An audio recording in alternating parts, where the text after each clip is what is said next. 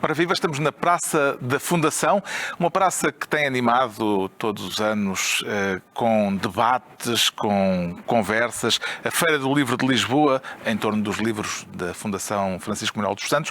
Este ano, como não há Feira do Livro, pelo menos para já, não há a Praça da Fundação na Feira do Livro, mas há aqui, neste espaço online, uma Praça da Fundação reinventada de forma virtual, e este é o nosso segundo encontro, desta vez com um convidado especial, o advogado, conferencista e humorista Zé Pedro Cobra, alguém que dedica também muito do seu tempo a ações de voluntariado. Bem-vindo, Zé Pedro Cobra, é um prazer. Há uma frase dos Monty Python que sei que lhe serve mais ou menos de lema: rir é a melhor maneira de levar a vida a sério. É um princípio que também pode ser válido nestes tempos de pandemia? Sim, é uma frase que gosto muito e acho que sim. Continuamos a poder rir. Acho que podemos, acho que mais, acho que devemos.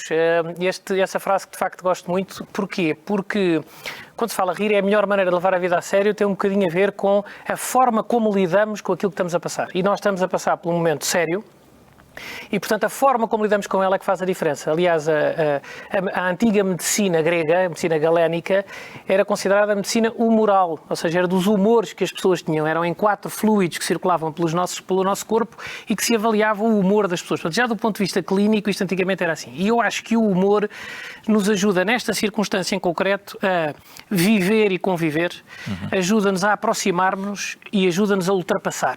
Porquê é que eu digo isto? Acho que nos ajuda a lidar com isto porque, das várias teorias que li, eu não sou um humorista profissional, gosto é do humor aplicado ao meu dia-a-dia.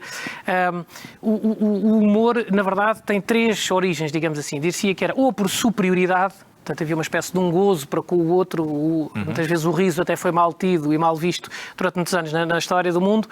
Depois, a segunda é um bocadinho a incongruência, o absurdo, o disparatado. E depois uma terceira que é às vezes até o aliviar a tensão. Portanto, as 3 teorias que existem um bocadinho sobre a origem do rir e do humor. E o Nós humor, podemos usar esta última eu acho que vertente esta última nesta circunstância em que a tensão é grande. E até é da incongruência. Há uma frase gira, quando eu digo que o humor também nos aproxima, uma frase do Ricardo Araújo Pereira, falando do humor é um bocadinho inevitável e por si também é muito próximo. O Ricardo tem um livro que se chama, salvo erro, A Doença, o Sofrimento e a Morte Entram num Bar, apanhando até um título de outro livro de outros autores. Eu não sei se hoje eles podem os 3 entrar no bar ao mesmo tempo, mas enfim. Se calhar a doença não é melhor não, a doença é melhor não entrar. E ele nesse livro tem uma coisa gira. Ele, apanhando uma frase antiga, diz que o humor é igual à tragédia, porque há sempre qualquer coisa de mau, mais a distância. E distância no sentido ou do tempo, falarmos de uma coisa que já passou, ou que não é comigo, foi consigo ou foi com outro. E na verdade, eu acho que por paradoxo que o humor também é, acaba por aproximar. Ou seja, nós sentimos-nos na verdade mais próximos. E quando falamos do conceito de incongruência, do absurdo, muitas vezes o humor é um caminho para encontrar uma resposta improvável.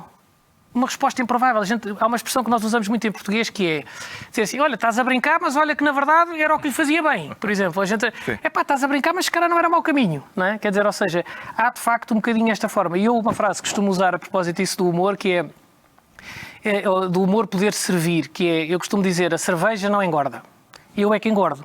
Ou seja, o que está em causa não é o que nos acontece, mas a forma como nós lidamos com aquilo que acontece. E o humor... Nesta circunstância específica temos também de conseguir fazer essa distinção. Não, claramente. Não, mas é que eu acho claramente isto, porque o que é que de facto nos está a afetar? Sim. Ou seja, temos esta situação, o ter que ficar confinado, o ter um problema de saúde, os problemas podem ser muitos, não é? Ter um problema de emprego, mas qual é a realidade e como é que ela me afeta a mim? Sabendo a sua vertente, vamos chamar-lhe altruísta, porque faz muitas ações de voluntariado, de benemerência, em que medida é que ajudar o próximo se torna agora mais difícil perante a necessidade de distanciamento social, uma vez que o próximo tem que estar a uma distância de segurança? Eu, curiosamente, acho um bocadinho o oposto. A ver se consigo... A pergunta é muito bem metida e eu acho que na verdade, nós passámos foi a perceber quem é que é verdadeiramente o nosso próximo. Ou seja, quando nós dizíamos o ter amor ao próximo, o ajudar o próximo, fazer pelo próximo, muitas vezes íamos se calhar mais longe do que aqueles que também são próximos e que pode ser o meu vizinho, pode ser a pessoa do bairro, pode ser a minha junta de freguesia, pode ser a minha mãe, pode ser o meu irmão, pode ser o que for. E, portanto, eu acho que, na verdade, isto trouxe-nos com a circunscrição que acabámos por ficar, se calhar com outra percepção de qual é que é o nosso verdadeiro próximo. Porque nós, muitas vezes... ou por aceleração, ou por andarmos meio dormentes, não é? A minha filha, que também gosta de pensar estas coisas comigo, citava-me ela a mim os Pink Floyd, está a ver, Carlos, ao que chegámos. E ela citava um bocadinho nesta análise da sociedade sobre se nós não andamos um bocadinho comfortably numb, não é? Portanto, em que medida é que andamos meio adormecidos. E eu lembrava-me aquela anedota dos dois malucos, já sempre esta história de ser assim com dois malucos, que um dizia, o tipo está de olhos fechados em frente ao espelho. E ele perguntava-lhe, epá, mas o que é que estás a fazer? E ele disse, estou a ver como é que eu fico enquanto durmo. Ou seja, e porquê que eu estou a dizer isto? É que nós muitas vezes o olhar para nós próprios fazemos de olhos fechados. Acho que dormimos muito quando olhamos para nós próprios. E de facto, na verdade, eu acho que isto veio trazer a percepção de quem é que são mesmo os nossos próximos. E não há um perigo nisso, uma vez que estamos a olhar tanto só para o próximo, nesse sentido mais imediato de ficarmos numa bolha e do próximo ser realmente só o próximo, ou seja, isso não é uma negação do altruísmo? Não, quer dizer, pode ser, de facto, acho que nos podemos perder um bocadinho se olharmos nessa perspectiva, mas eu não acho que seja isto, porque eu acho que o próximo tem um bocadinho a ver é quem é o próximo que me vai aparecer. E isso pode ser um emprego, pode ser noutro sítio qualquer, não é o próximo de ser o que me está mais próximo, é o próximo que me vai aparecer. Eu que há uns tempos tive uma frase muito gira que eu ouvi num congresso, um fulano dizia uma frase giríssima, ele dizia assim, esta coisa do amor ao próximo, ou de ajudar o próximo, não é como aos autocarros, em que a gente vem o 17 e diz, vai cheio, vamos no outro. Não, o próximo é o próximo tipo que apareceu. Não é? E, portanto, nesta circunstância de confinamento, se calhar os que se tornaram próximos não eram aqueles com que eu me cruzava mais ou que estava à espera de ter mais próximo. Não é? Mas, na verdade, a vida vai-nos trazendo essas circunstâncias e eu acho que é um bocadinho estarmos atentos a isso. O Zé Pedro Cobra tem uma particularidade que detetei ou encontrei nas várias intervenções públicas que tem tido, em conferências TED que estão gravadas e que estão disponíveis, ou em entrevistas online que deu e tem dado algumas ultimamente, e é de ter sempre uma história humorística e depois uma espécie de explicação ou de justificação para essa história. Aliás, já aconteceu aqui também. Vejo assim, a meio caminho entre o humorista e uma espécie de guru de autoajuda. Não sei se reconhece neste papel, se sente confortável nele.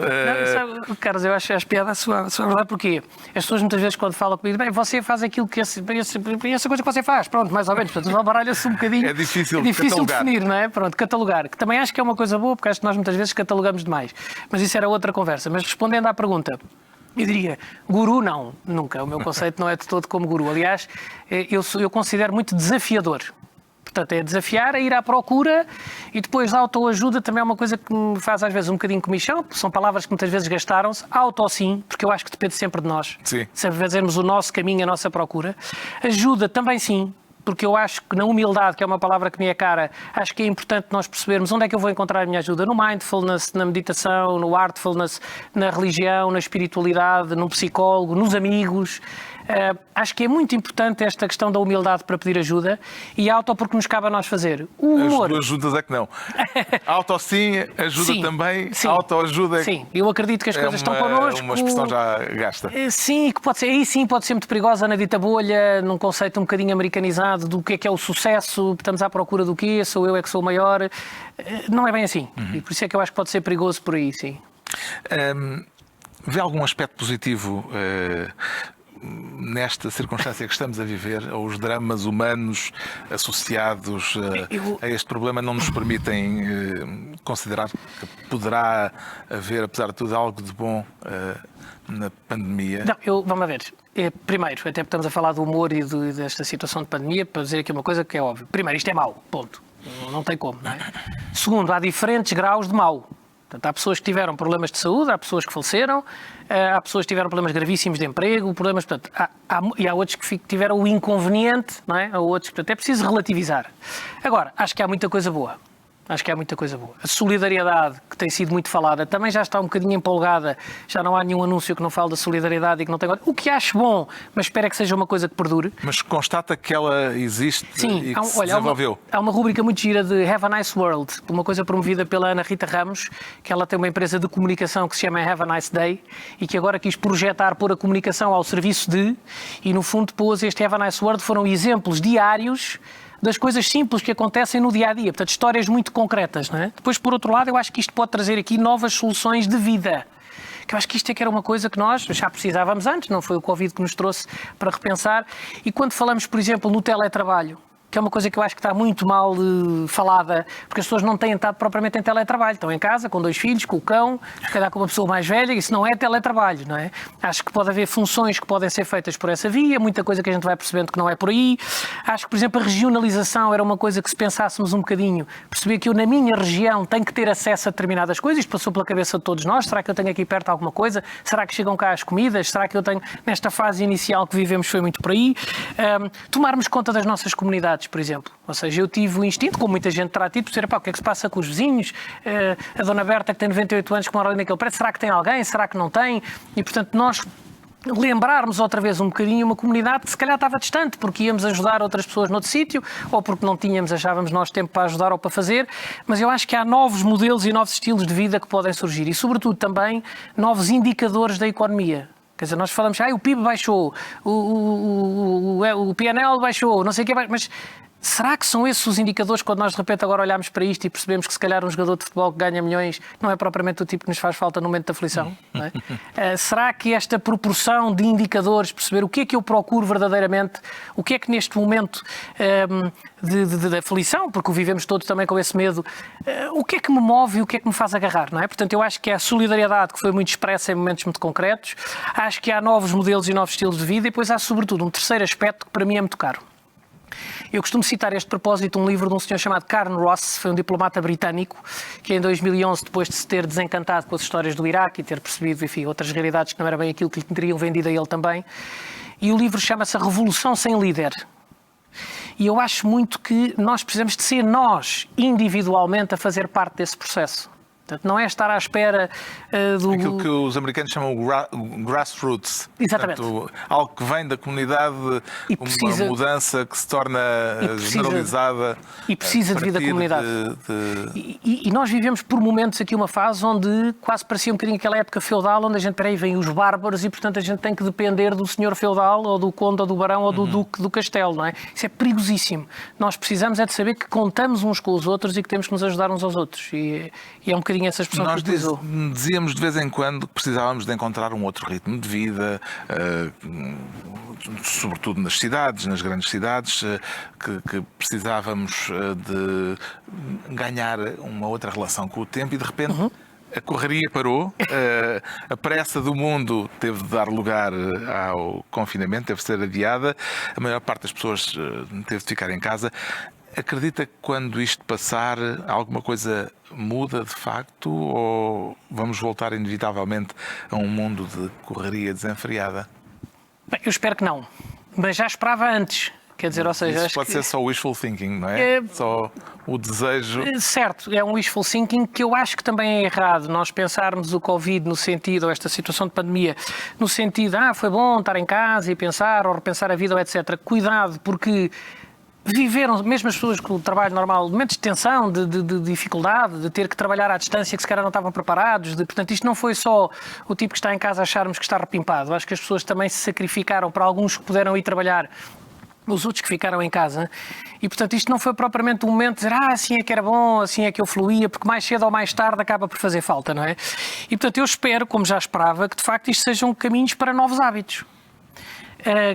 Eu acho que foi uma oportunidade para pensar um bocadinho. E novos hábitos como? Eu continuei a trabalhar todos os dias pela circunstância que tinha, com muitas proteções, muitas coisas. Eu, por exemplo, deixei de usar relógio, deixei de usar relógio. Porquê? Porque não era preciso já? Não era era pelos adereços, quer dizer, ou seja, na altura em que, quando isto estava mais cerrado, houve um conjunto de medidas que tomávamos, eu deixei de cruzar os braços assim. Sim. E passei a cruzar os braços assim, porque não vou meter dentro, não? Passei a coçar a cara assim, que a malta goza comigo e brinca, porque não sei o quê. Chegar a casa é um filme, como nós sabemos, não é? Mete o fato, dentro de um guarda-fato, tira não sei o quê, põe não sei o que mais. Mas, na verdade, eu acho que se nós pudermos pensar que é possível ter outros hábitos, que não precisamos de entrar todos em todo o lado às 9 da manhã, para depois irmos depois vai ao café, depois vai ver o que é que disse a bola, depois vai falar com o colega, depois vai... Se tentarmos ser mais eficientes, que acho que foi isso que foi preciso fazermos agora, acho que se mostrou, porque de outra maneira a gente diz assim, eu até achava boa ideia, mas não posso. Não posso estar essa imagem na empresa, ou a empresa não pode estar essa imagem posterior. Olha, afinal de contas foi possível encontrar novos hábitos. Portanto, eu acho que se mostrou que é possível. Foram hábitos induzidos a partir de decisões centrais. Certo. Ou seja, foi imposto, não é? Foi imposto. Foram impostos. Foram hábitos impostos. O que eu quero dizer é que houve muita coisa que eu acho que não vale a pena iludirmos que funcionasse, porque nós precisamos uns dos outros e o trabalho precisa de ser feito com outra proximidade em muita coisa, na minha opinião. Mas acho que é esta gestão da liberdade. Acho que houve tantas gerações anteriores às nossas que lutaram, e não foi há tão pouco tempo, pela liberdade, que depois, como é que a gerimos, esse é o grande desafio que nós temos. E nós muitas vezes não a gerimos, porque é como se fosse uma falsa liberdade. Temos que andar todos a correr, temos que andar todos com pressa. Mas tu querias que ele fizesse bem o trabalho ou querias que ele estivesse na empresa às 9? Objetivamente, depende do serviço, não é? Se estamos a falar do senhor da ProSeguro, é bom que chegue a horas, senão ninguém entra no edifício, não é? Mas na verdade, estes novos hábitos, eu acho que isto deu esta possibilidade de podermos pensar outros hábitos em pequenas coisas. E que às vezes resulta das coisas simples. Por exemplo, eu apercebi uma quantidade de vezes, que nós já falávamos nisto, mas que nós mexemos no telefone. Vou desinfetar as mãos antes de comer qualquer coisa. Quando vou a caminho da sala para comer, já mexi no telefone. O diabo, mas o telefone se calhar tem que volta para trás, vai pôr o telefone, tira não sei o quê. E eu pelo menos apercebi uma quantidade de vezes que me interrompo a mim próprio. No raciocínio, eu chego a casa, vou pôr a fruta na fase mais complicada, então vamos limpar isto, vamos fazer não sei o quê. Espera aí, a janela está não sei o quê, já mexi na janela. O diabo, estava a mexer na fruta, agora mexi na janela, dizem que o plástico não sei o quê. Portanto, o que eu digo é, acho que é possível repensar, e isto provou que era possível repensar, para essa gestão da liberdade. E que isto sirva, isto eu acredito, para um novo renascimento. Aliás, faz hoje, 29 de maio, anos, que em 1453, caindo de Constantinopla, se considerou o início do Renascimento. Portanto, que seja talvez, quem sabe também... Aí está o seu interesse pela história, que é uma das, sim, é uma das minhas paixões. Que se dedica, aqueles encontros que fazia regularmente, que organizava de... sim, é uma coisa... pequenas excursões, ou grandes, sim. A várias zonas importantes da história de Portugal, agora estão necessariamente suspensas. É giro porque eu chamo essa rubrica aos Amigos da Madalena, que é o nome da minha filha, e já vários amigos meus têm dito, ainda ontem falava com alguns, temos que retomar os Amigos da Madalena, como é que a gente faz os Amigos da Madalena? A Madalena? Exatamente. Ela estava na Dinamarca a fazer a AFS este ano, portanto eu também vivi essa realidade com os miúdos que estavam todos pelo mundo e que teve toda a gente que voltar à base, não é? Também foi um desafio muito grande para ela e para nós como pais. Mas sim, é essa paixão um bocadinho... Mas interromperam essas viagens? Interromperam. Tiveram todos que voltar. Nós interrompemos também os nossos passeios, que fazíamos periodicamente. Começámos em Guimarães, em Ponte Lima com a Dona Teresa, depois fomos a Alcobaça, o Dom Dinis, depois andámos o Dom Dinis em Leiria, depois Vila Viçosa com o Dom João IV, fomos a Mafra com o Dom João V. É uma coisa gira, em que os miúdos envolvem-se, fazer perguntas sobre a história de Portugal. Eu divido os miúdos em equipas, as equipas são conforme os temas. Já tivemos, quando foi dos descobrimentos, os miúdos, havia os mestres, os comandantes, os capitães do barco, os mestres, os gourmetes, os marinheiros, os miúdos conforme as idades e tudo. A Revolução Francesa, fomos lá acima ao Bussaco também, quando foi das invasões francesas, que também foi um tema muito giro, como a abordagem dos miúdos estavam por invasões, não é? E ver um pirralhinho deste tamanho. Quando eles iam para a fase dos jogos, depois ao fim do dia há perguntas, eles a dividirem-se por mesas e dizem assim: tu és de que invasão? E o outro diz: eu sou de 1807. E eu sou de 1809. Então lá estavam eles.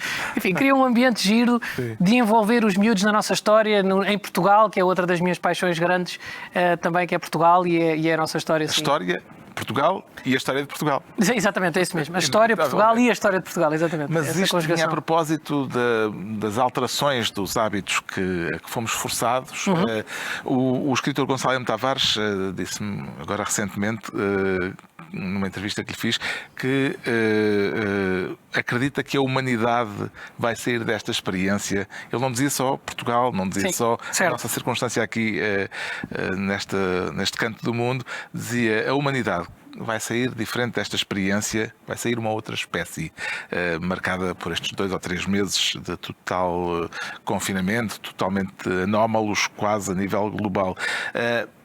Parece-lhe que ficaremos com a memória duradoura deste momento que vivemos, ainda estamos a viver, desta anomalia em que estamos mergulhados, ou a vida tende depois a voltar ao seu curso? Eu acho que nós, 2 coisas, podemos vir a ter uma memória, e eu acho que sim. Temo, contudo, que possa ser por outras razões que não estas que estamos a falar. Pelas da crise económica que se avizinha? Exatamente. Ou seja, o meu tema, eu acho que se nós não reagirmos rápido e bem, podemos vir a ter uma memória deste processo todo, e eu acho que isto já vai ter um alcance muito grande, por outras áreas muito diferentes. E eu tenho mais medo, confesso, hoje em dia, da cura do que propriamente da doença, e tenho uma preocupação muito maior com as questões sociais e económicas do que propriamente com as questões virais. Ou seja, se nós dessemos... Mas isso é porque, entretanto, também já debelámos em boa evidentemente, medida, ou seja, eu comecei como todos nós, com um medo latente, com os imensos cuidados, com estas coisas todas que estava aqui a descrever. Não é que esteja num relaxo completo, porque também não acho que seja esse o caminho. Houve uma preocupação muito interessante que me tocou socialmente, que foi todos dizíamos, nós não podemos entupir os serviços de saúde, o bater as palmas aos médicos. Houve muitos sítios onde as coisas se mantiveram aos médicos e aos outros profissionais, à polícia, aos bombeiros, etc. E, portanto, eu acho que houve, de facto, estes movimentos no início, mas depois estas coisas precisam de tempo para se poderem estudar. Não era naquela altura, não sou daqueles, fez-se mal, não sei o quê. Não, eu acho que todos nós agimos, e ainda bem que agimos, e ainda bem que em Portugal correu como corria. Nós em Portugal temos muita mania, se tivesse corrido ao contrário era porque éramos péssimos, afinal correu bem, a gente arranja a maneira de dizer mal. Não, acho que ainda bem que não correu tão mal. Agora, eu digo isto porque, se nós começássemos um programa a dizer... informamos que até hoje, este ano, faleceram 24 milhões de pessoas. Ficávamos estarrecidos porque o número é assustador. Felizmente, as pessoas não controlam o número de mortos. Porque isto não é uma coisa que se deva controlar. Isto é uma coisa que se torna uma doença patológica. Todos os dias dizer quantas pessoas morreram de. Até hoje terão morrido 325 mil pessoas de Covid. Ou, aliás, e gostava de deixar esta ressalva sem entrar, porque eu estou longe de ser especialista, mas morreram com o Covid, que é uma coisa diferente de morreram de Covid. Há 396 mil casos de pessoas com malária. Há 433 mil suicídios. Há 545 mil pessoas que morreram com acidentes de trânsito. Vamos parar os carros? Estamos a tomar conta das pessoas. Morreram até hoje, desde o princípio do ano, mais de 3 milhões de crianças com menos de 5 anos. Preocupa-nos isso ou preocupam-nos outras coisas? Ou seja, é preciso, na minha opinião, olhar para isto. Falou há pouco no Gonçalo M. Tavares. Eu gosto muito da abordagem, ele é, aliás, desconcertante, não é? Ele tem um livro até que é a Anatomia do Corpo e da Imaginação, é um dos que lá tem, que só consigo ler assim aos bocados, porque de facto é uma abordagem fabulosa. Mas ele, num poema que ele tem, o livro que se chama O Sr. Brecht e o Sucesso, acho que é assim que se chama, ele diz uma coisa gira, diz sobre o medo, precisamente estamos a falar nisto. E ele diz assim, um homem que tinha medo dos animais que rastejavam, eu, na minha qualidade de cobra, revejo-me, decidiu um dia, por fim, ir viver numa montanha muito alta. Achei isto delicioso. Porquê? Porque é claramente não estar a perceber o filme. É não estar a ver o filme. E, portanto, que se nós percebermos que, de facto, quando nós pensamos assim, a quantidade de apoio social que era dado a nível internacional, não só à África, na América do Sul, mesmo na própria Europa, uns com os outros, a ajuda que se fazia, que parou. Um dos projetos que eu tive a oportunidade de apoiar, chama-se precisamente de Apoiar, para apoiar as crianças em Moçambique. Tivemos no princípio do ano a recolher e a angariar fundos num evento para apoiar a maternidade e os primeiros meses. Portanto, estávamos a falar por causa das crianças que morrem com menos de 5 anos. Tudo isso parou. Quer dizer, provavelmente continuaram uma série de coisas, mas as pessoas pararam. Os apoios que iam de cá para lá, as pessoas que estavam voluntariamente nos sítios. Que impacto é que isto vai ter quando nós paramos uma coisa toda destas? Portanto, eu acho que nós podemos vir a ter, a minha expectativa é que agora saibamos agir rápido, que saibamos agir bem, porque também não é indiferente a maneira como vamos agir, e em segundo lugar, porque nós no fundo, isto porquê? Porquê é que eu estou a dizer o agir bem, já agora por isto? Para que tenhamos uma memória e ela seja uma boa memória. Sim. E só para concluir este tópico, porquê é que eu estou a dizer agir bem? Porque eu acho que nós, em Portugal, eu costumo comparar às vezes com o futebol, Carlos. Nós dizemos muitas vezes assim, o treinador de futebol que é contratado para evitar a descida de divisão, normalmente tem sucesso em Portugal. E eu acho que nós portugueses somos muito aquela coisa, pá, bora lá, a gente faz o impossível. Quer dizer, não tinha como. E há equipas na nossa história do campeonato que fazem uma segunda temporada fabulosa. Ganham os outros todos, vão ganhar ao Estado da Luz, vão ganhar ao Sporting, vão ganhar ao não sei o quê. E, às vezes, à última da hora, o Passos Ferreira, ou o Aves, ou não sei o quê, se fosse. A seguir a gente pede a esse mesmo treinador para, na época seguinte, pensar uma temporada e ele não consegue. Portanto, somos bons, é o velho fado do desenrascanço, não é? Mas é preciso agora pensar para encontrar soluções para momentos agudos. Isso, mas e eu acho que e foi uma evidência. Agora Momentos podemos agudos chamar que também são momentos graves. que também são momentos exato, agudos e graves. Mas isso aconteceu e ainda bem que aconteceu, que tivemos essa capacidade. Mas a minha pergunta é: vamos saber encontrar outros indicadores? Vamos de facto procurar uma economia agora que precisa de ser integradora de uma série de pessoas que ficaram sem emprego? É que esse pensamento mais amplo é que eu acho que nos pode trazer uma boa memória. O que é que lhe tem ocorrido de cada vez que se depara com aqueles cartazes que vemos aí um pouco por todo lado, com um arco-íris e com a frase vai correr tudo bem? Gosto muito e gosto porque adoro aquela música, acho que era de um português, embora ele tenha origem também colombiana, ou pelo menos um nome assim meio mais espanholado de um português, do vai correr tudo bem, vai ficar tudo bem, é assim, uma coisa muito gira. Gosto do conceito, preciso dessa fé, e estou a dizer fé no sentido de acreditar para lá de, acho que nós precisamos disso. Mas sabemos que não é verdade.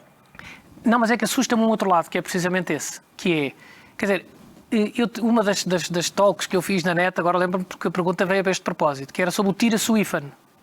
E o tira-se o IFAN é quando a gente diz isto resolve-se, isto trata-se, isto ultrapassa-se. Epá, não é ultrapassa-se, é preciso tirar o IFAN, porque é ultrapassa se fizermos alguma coisa. Portanto, eu assusta-me quando as pessoas, que é preciso dizer, epá, vai ficar tudo bem, epá, mas atenção, mas vamos ter que fazer por isto. A tal história de ficarmos ou quietos à espera que venha o dito Dom Sebastião, ou achar que vai ficar tudo bem só porque sim, com o dito wishful thinking, acho que o pensamento nos molda muito. Eu próprio tenho essa experiência de vida, mas não chega, não é? Não chega, é preciso fazer, é preciso... Quem leu o livro O Segredo não pode convencer-se que aquilo é mesmo factual, não é? Exatamente. Apesar de ter acontecido, provavelmente, porque aquilo foi um best-seller mundial há uns anos. Atenção, eu acredito, lá está o humor, como falávamos no princípio, a mim, pessoalmente, Zé Pedro, molda-me imenso. Às vezes tenho momentos em que estou atrapalhado, às vezes começo a rir, lembro-me de um amigo, lembro-me de uma piada, e o nosso estado de humor muda, não é? E eu acho que isso depois tem influência sobre o resto. Mas não chega. Eu costumo contar a esse propósito. Acho que nós agora vamos precisar, é um verbo que para mim tem sido caro, é o verbo abdicar. Acho que nós vamos precisar de abdicar de algumas coisas que estávamos habituados e se calhar vamos ter que estar disponíveis para fazer de outra maneira, para nos podermos ajudar uns aos outros. Tenho visto alguns exemplos disso simples, como as pessoas dizem, olha, vou àquele restaurante porque vou ajudar aquele meu amigo, não é? É isto. Se calhar eu gostava mais de comer não sei o quê, mas agora se calhar faço isto por esta pessoa. Ou abdicar de coisas que eu estava habituado a tê-las para mim. E eu costumo contar, agora até dá para adaptar esta situação do Covid, o Bando até a esse propósito, que era aquele pessoa que lhe perguntava, olha, tu para resolver esta situação do Covid, se tivesses 2 fazendas grandes, entregavas? Então não entregava as fazendas todas para dar um hospital de campanha, para dar espaço. Então e se tivesses 2 grandes paquetes e barcos? Dava aos barcos, então para ter coisas de medicina, ajudar as pessoas noutros países e tal. Então e se tivesses, 2 hotéis, os hotéis, tudo ao serviço dos médicos? Então e 2 galinhas? Não. E o gajo, não. Então, mas tu davas os hotéis, as fazendas, não sei o quê, as galinhas não. Não, é que 2 galinhas eu tenho. A ver, o Carlos, e que o conceito é este. É quando se fala a abdicar, não é, lá está, o vai ficar tudo bem, porque o governo vai resolver, porque não vai chegar. Porque não há um milagre, ou por esse wishful thinking. É importante, mas está longe de chegar. Já ouvi dizer numa entrevista recente que a pandemia está a dar-nos uma oportunidade de humildade. Já há pouco falou da humildade. Atribui algum significado especial ao facto de estarmos perante uma ameaça microscópica que nem sequer vemos? Quer dizer... Sim, muito. Muito. Há um aspecto quase filosófico nisto. Sim. O inimigo invisível. É um bocadinho isso, é um bocadinho. E eu sim, gosto de agarrar nisso. A humildade para mim é um tema muito caro, porque é um tema que lá está, tal como o humor também nos aproxima. Quando somos humildes e perceber que não depende só de mim, quer dizer, que não somos nós, e até este conceito de acharmos que somos mais do que, não é? Porquê é que eu acho importante? E o inimigo invisível? Porque acho que para qualquer ser que faça parte de um ecossistema, seja um animal, seja o que for, qualquer ser que faça parte de um ecossistema, achar que é tudo como ele quer, vai correr mal. Quer dizer, vai correr mal, não é? Quer dizer, se o leão comesse mais gazelas do que aquilo que devia, rapidamente aquilo ia crosta. Hoje empanturrei-me, quer dizer, o bicho não se... Se bem que eles muitas vezes estão ali com o ar empanturrado, não é? Mas o conceito é, tem que haver um equilíbrio nesse ecossistema. Isto vale para um animal, vale para nós numa sociedade, vale para uma criança numa família que não é ele o ditador, vale para um patrão numa empresa, porque mesmo que seja dono ou gestor, tem que perceber que vive num ecossistema onde estão todos, vale para um juiz num tribunal, porque apesar de ser ele que decide, deve decidir de acordo com regras, com princípios, e essa percepção que eu tenho claramente, que estamos todos muito mais ligados do que aquilo que pensamos. Veja-se como é que o guaxinim, em cima de outro animal, não sei o que, na Índia, numa feira, num sítio humano improvável, que a maior parte das pessoas não conhece, e que depois deu origem a um bicho, como dizia bem, que a gente nem o vê, não é? Torna-se esse inimigo. Nem sequer é bicho, não é um ser vivo. Exatamente, mais do que isso, porque às vezes as pessoas dizem, não, porque o bicho quer sobreviver ou quer nos matar, não é bicho. É que nem sequer é alguém que nos queira fazer mal. Não é. Há um livro giro do Malcolm Gladwell, aquele pensador britânico, e ele começou pelo Blink, terá sido assim o grande best-seller dele, mas tem um muito giro que é David e Golias. Sim. E ele desconstrói a história de David e Golias, explicando que era muito provável, ao contrário do que podíamos pensar, que o Golias fosse perder aquela luta. Porque ele era um gigante e teria uma doença que na altura havia, porque ele não via bem o outro adversário e porque o facto de não trazer uma funda é meio caminho para o outro correr mal, não é? E, portanto, acho que nós percebermos que a probabilidade de podermos ser apanhados por qualquer coisa improvável, como este, ou seja, este não é um inimigo que o Sr. Trump ou outro qualquer possa dizer onde é que ele está, onde é que eles andam, que a gente vai sair eles e tal. Sim, quer dizer, não é essa a luta, tá a ver? Ou seja, o caminho não é esse. Não, e é aí não se sujeita a bravatas. E é aí que surge a humildade, não é? Quando nós pormos barreiras numa coisa, achar eu sou maior, aqui não passa ninguém, não é? Infelizmente tivemos um episódio na Segunda Grande Guerra, quando depois da Primeira ficou aquelas barreiras feitas pelos franceses, não é? Num sítio para os alemães não entrarem. Eles entraram pela Bélgica e foram lá ter, não é? Portanto, ou seja, independentemente da situação que na altura era dramática, o que eu digo é, estas coisas vão acontecer se formos por este caminho, não é? Quer dizer, não é uma luta tão direta quanto possamos pensar. E acho que isso nos traz humildade e acho que isso nos ajuda a sermos melhores. E traz também medo. E traz também medo. O medo jogou um papel fundamental para mim, nestes últimos 3 meses das nossas vidas. Sim. Como é que o viveu? Eu vivi com alguma objetividade. Ou seja, o medo não é o contrário do humor. Ou seja, com medo é possível ter-se sentido de humor? Eu acho que com sentido de humor se desconstrói o medo. Acho que, por exemplo, no princípio dizia que acho que é uma das maneiras de desconstruir o medo, de baixarmos até as barreiras. Quando nós vimos uma piada, e houve milhões, né? Todos recebemos amagotes, cenas e episódios e histórias, e mesmo com coisas que não são nossas, nós revemos-nos na dificuldade do outro. Às vezes em coisas simples, como o pai que está em casa, que já não pode ver os miúdos, e a gente recebeu todos brincadeiras e vídeos, e estamos a brincar aos índios e cowboys, e estão os miúdos atados num canto, e ele a fingir que os prendeu. Mas só é uma situação humorística com a tal distância de que fala o Ricardo Araújo Pereira. Ou seja, na própria situação, imagino que quem está a vivê-la não acha muita graça. Não, mas o que eu acho é que isso aproxima, porque a gente percebe, apesar de tudo, há uma proximidade aí que eu acho que se tornamos cúmplices. Porque quando as pessoas vivem as dificuldades lado a lado, é quando se tornam mais próximas. Uma frase que se usava antigamente, agora já não se usa, mas ele foi meu amigo da tropa. Sim. Não era propriamente pela tropa, ou pelo regimento de cavalaria, ou pelo não sei quantos, era porque passaram juntos momentos de dificuldade, tal como os caloiros na faculdade, quando iam estudar para uma terra longe daquela que era a deles, não é? Então, quando nós estamos lado a lado a passar a dificuldade, o humor acho que ajuda muito a desconstruir e a aproximar. Mas eu acho que o medo é o contrário de amor. Que é outra palavra, um bocadinho, que às vezes fica assim um bocado a navegar na maionese. Eu tenho também uma talk na net sobre isso, precisamente sobre amor e medo, porque eu acho que são duas coisas que não podem existir em conjunto, é como se fosse água e azeite. A melhor maneira de não ter medo é jogar com amor. E a gente diz, está bem, estás aí a navegar, o que é que queres dizer em concreto sobre esta situação? Em vez de ter medo que o bicho venha ter comigo, eu quero ter dedicação a que corra bem. Mas isso dá-me trabalho, eu sei lá agora como é que vou fazer isto. Fazes o que está ao teu alcance. Eu fui trabalhar todos os dias, tive medo em determinadas situações, mas lidava o melhor que sabia. As pessoas é que se calhar estão pouco dispostas para mudar hábitos de não leves a gravata pendurada, tira o relógio, vai antes por outro sítio, estás numa reunião, põe-te em quincôncio, usa máscara, não ponhas os colegas não sei o quê. Quer dizer, é isto. Mas isso não dá jeito nenhum. Mas é assim, é fazer. Ou seja, e não o medo... estamos a abdicar. voltamos a abdicar. Sim. E é aí que eu acho que, mais uma vez, é a dita humildade, porque a gente diz, pá, mas eu já era tão bom a fazer isto desta maneira. Pois, mas agora o que a gente precisa é que tu faças de outra, não é? E estamos a saber a aprender essa humildade, ou estamos circunstancialmente a adaptar-nos para responder a uma emergência? Eu acho que voltamos um bocadinho à boa pergunta, à boa expressão do Gonçalo M. Tavares de há pouco, que é que memória vamos ter, não é? Eu acho que se a ideia for das pessoas voltarem a correr para o mesmo, que é um bocadinho ir a correr para uma zona de conforto, que objetivamente já era desconfortável em muita coisa. Isto é quase paradoxal, mas é verdade. A pessoa sente-se confortável aqui. Mas corre mal e apanhas muito. Pois, mas é onde eu me sinto bem, não é? Se formos para aí, eu acho que esta memória pode ser efêmera e acho que isto depois vai passar e vai seguir. Se nós olharmos para isto, de facto, como uma oportunidade, já falámos aqui, eu estava a dizer, a Grande Guerra ficou conhecida, ela que foi definida como uma guerra para acabar com todas as guerras.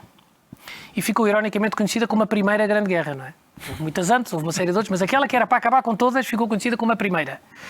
E, portanto, eu acho que a vida está-nos a ensinar que nós precisamos de encontrar novas soluções, que têm que ser muito mais estruturantes, Carlos, porque senão é só um fé de ver, é um circunstancial, é um wishful thinking, é o embora lá, quer dizer, não. Tem que ser estrutural aquilo que nós podemos querer fazer e estarmos disponíveis para isso. Eu acho que isto evidenciou foi que é possível fazer muitas coisas de maneira diferente. É um princípio. E a segunda coisa trouxe-nos a humildade. Para dizer, de facto, a gente tem que... Há bichos maiores, ainda que invisíveis, ainda que não nos queiram mal, porque não é um ser vivo, como dizia há bocadinho. Sim, senhora, mas se nós fizermos isto, eu acho que aí nós aprendemos a lição e evoluímos, que é o que eu, Zé Pedro, acho que nós estamos cá a fazer no mundo, é para evoluir.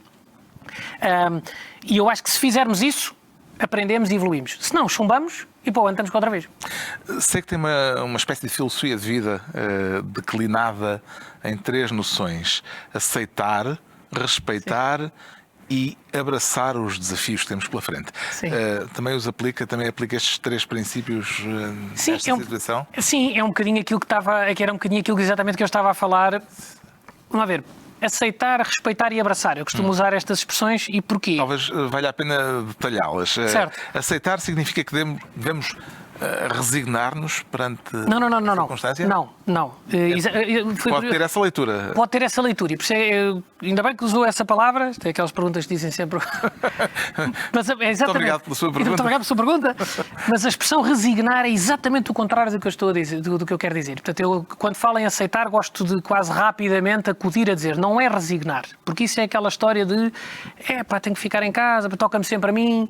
Aquela coisa do português, isto é preciso ter um azar, que sinceramente... Porque pode ter acontecido, estou a pôr a hipótese teórica, que muita gente tenha ficado em casa perante a pandemia por resignação, por aceitar de uma forma passiva que o melhor é eu não me meter nisto, o melhor é eu ficar por aqui e tal, o que dificultará o desconfinamento, sim, por isso... o voltar à vida ativa. Mas aqui vamos ver, para mim o aceitar é dizer assim, é isto que aconteceu, é a realidade que tenho pela frente.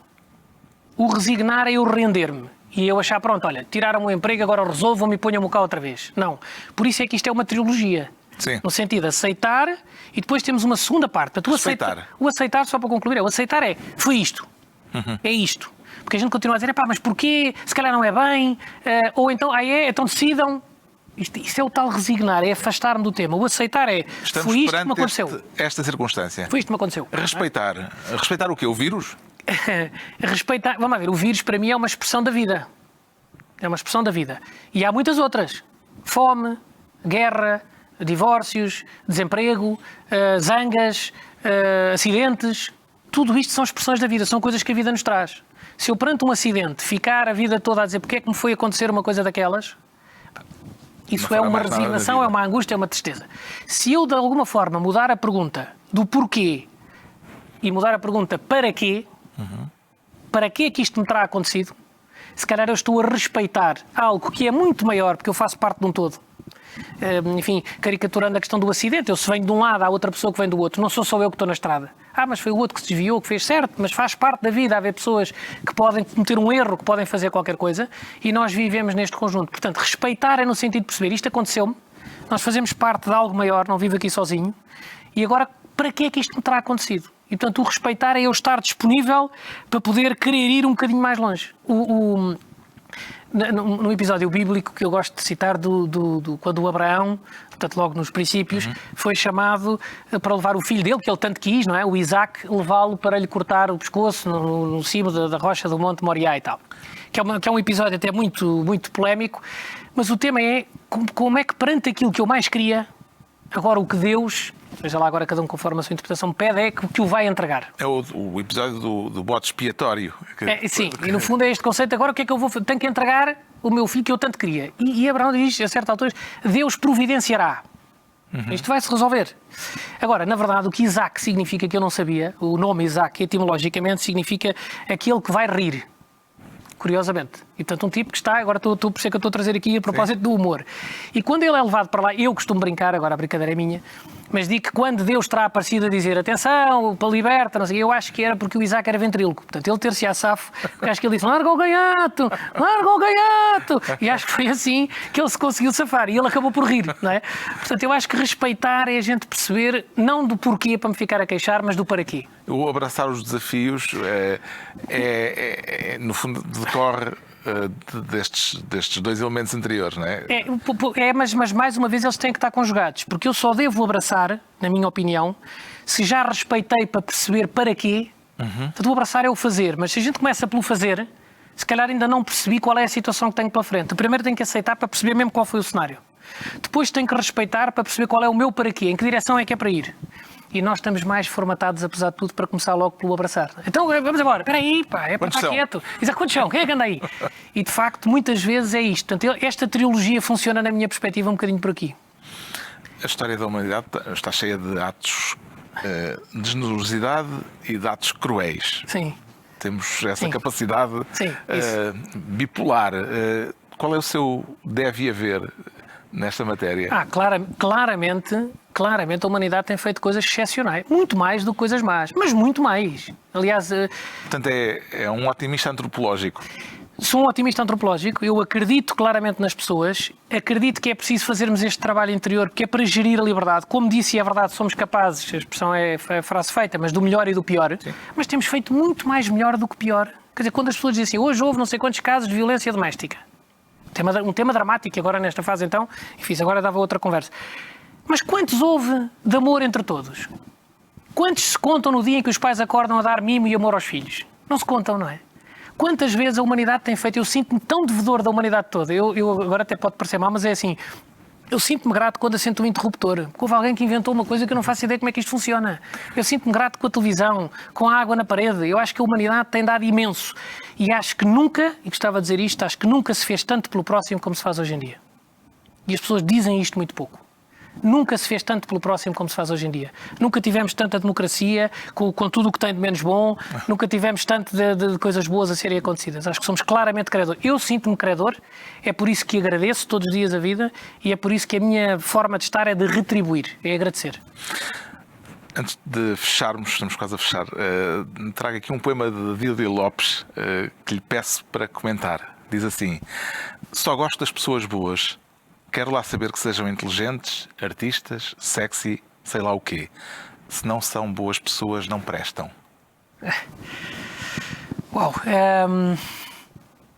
Bem, vamos lá ver, percebo a ideia, mas talvez com uma nuance. Eu também acho que o mais importante é isso, a expressão de serem pessoas boas, que passa na minha leitura da partilha, é isso que eu desafio as pessoas, normalmente as minhas exposições públicas é para isso, é desafiar as pessoas a fazerem cada um o seu caminho. Acho que se nós fizermos esse caminho interior, que precisamos de o fazer, eu acredito que todas as pessoas são pessoas boas. Ser, estou a usar o verbo ser, por isso é que eu digo que se não são pessoas boas não prestam. Eu acho que todas as pessoas são boas. Têm essa essência, aliás, acho que é essa essência que nos une. Depois temos coisas que nos afastam, mas temos essa essência que nos une. E, portanto, se todos fizermos esse trabalho... Mesmo perante o mais vil criminoso... A minha opinião é esta. E acho que há muitas circunstâncias na vida que nos levam para outros caminhos. Acho que a essência da pessoa é essa. E acho que se nós fizermos essa procura, essa busca, o tal trabalho que eu acho que é preciso fazer estruturante, acho que nós encontramos essa essência. A partir daí, todas as virtudes que temos, e ela dizia aí uma série delas, de inteligentes e sexy, etc., se tivermos isso tudo... artistas, sexy. Tudo isso, eu também acho que só serve, todas as habilitações que temos só servem se for para pôr ao serviço do bem. Se for para pôr ao serviço do mal, eu confesso que preferia que fosse incompetente.